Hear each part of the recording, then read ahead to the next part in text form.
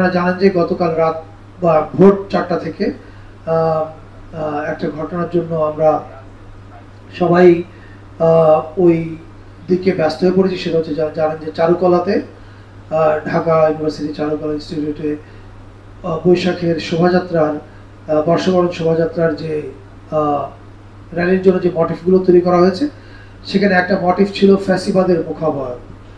সেই ফ্যাসিবাদের মুখাবয়বটা কে বা কারা পুড়িয়ে দিয়েছে ভোর 4টার পরে, এবং এটা স্পষ্টতই একটা কি বলে জুলাই পরবর্তী সময়ে জুলাইকে চ্যালেঞ্জ করে ফ্যাসিবাদের দোসরদের করা কাজ বলে আমরা মনে করছি। ফ্যাসিবাদের দোসর এই অর্থে বলছি, যারাই চায় না এই ফ্যাসিবাদের মুখাবয়ব র্যালিতে থাকুক, ধরেন নানান রকমের মতামত থাকতে পারে, ক্রিয়েটিভ কমেন্ট, কিন্তু যখন এটা পুড়িয়ে দিতে যায় তখন বুঝতে হবে যে এটার পিছনে একটা সংঘবদ্ধ শক্তি কাজ করছে। সেই শক্তিটার ব্যাপারে সরকার স্পষ্ট একটা অবস্থান ইতিমধ্যে নিয়েছে। আপনারা জানেন যে পুলিশ কাজ করছে এবং দ্রুতই অপরাধীকে গ্রেপ্তার করা হবে।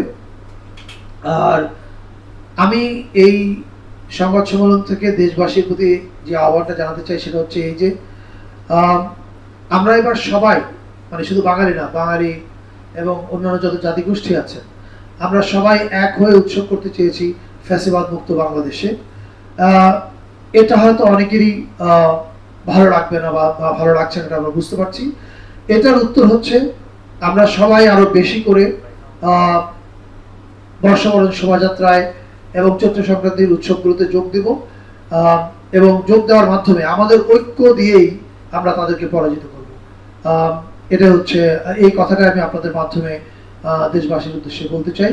আর যেহেতু ঢাকা একটা জরুরি ঘটনা ঘটেছে, আমি আমার সফর সংক্ষিপ্ত করে ঢাকায় ফিরে যাচ্ছি এখন, কিন্তু আমি ভিডিও কনফারেন্সে ফাগো উৎসবের মঞ্চে যুক্ত হব।